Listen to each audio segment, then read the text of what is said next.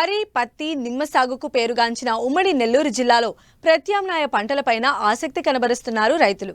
ఎప్పుడూ వేయని తీగజాతి కూరగాయ పంటలను సాగు చేసి సక్సెస్ అవుతూ అందరి దృష్టిని ఆకర్షిస్తున్నారు. ఇప్పటికే సాగు చేసిన రైతులు లాభాలు బాగున్నాయని చెప్తూ ఉండడంతో ఉద్యాన అధికారులు కూడా ఆయా పంటల సాగుకు ప్రోత్సాహకాలు అందించేందుకు ప్రణాళికలు సిద్ధం చేస్తున్నారు.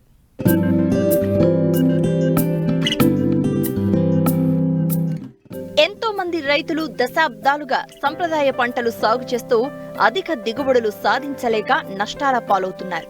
మరోవైపు ఒకే రకమైన పంట వేయడం వల్ల మార్కెట్లో గిట్టుబాటు ధర లభించక సతమతమవుతున్నారు.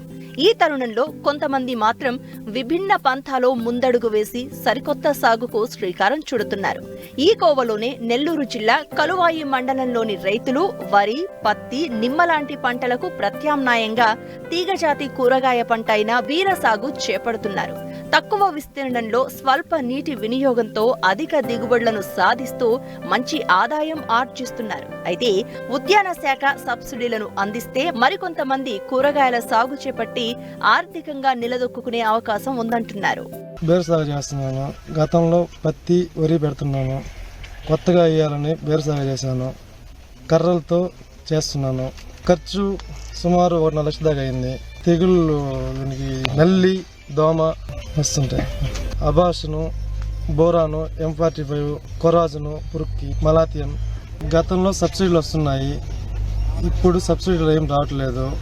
ప్రభుత్వం మనలాంటి యువరాత్రికి ఏమైనా సహాయం చేస్తే బాగుంటుంది. సబ్సిడీ వస్తే బాగుంటుంది.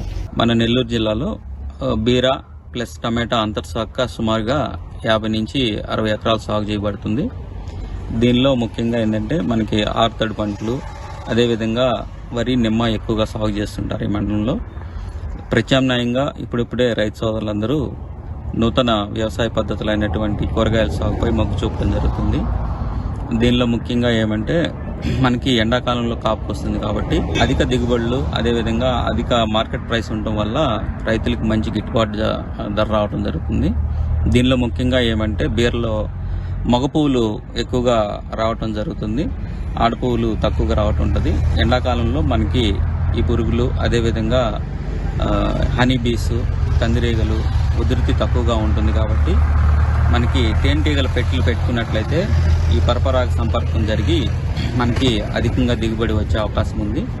అదేవిధంగా బోరాన్ స్ప్రే చేసుకోవటం వల్ల అధిక మోతాదులో మనకి ఆడపుష్పాలు వచ్చి మనకి దిగుబడి ఎక్కువ వచ్చే అవకాశం ఉంటుంది.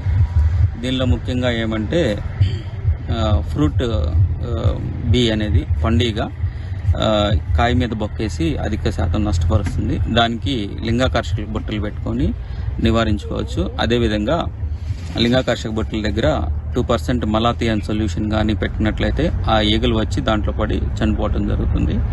అదేవిధంగా మనకి ఎదురుగాలి సమయంలో షేడ్ నెట్లు ఈ వేసిన పందిర్లు పడిపోకుండా కొంచెం పోటీలు పెట్టుకొని రైతులు సమాయత్తం కావాలని సూచించడం జరుగుతుంది. అదేవిధంగా ఎరువులు, సస్యరక్షణ చర్యలు సంబంధించి రాయితీపై రైతు సోదరులు పురుగు మందులు కానీ ఎరువులు కానీ అడగడం జరుగుతుంది. ఉన్నతాధికారులకి తెలియజేసి వారి ఆదేశాల మేరకు రైతు సోదరులకు కావాల్సినవన్నీ మేము అందించే విధంగా ప్రయత్నం చేస్తాం.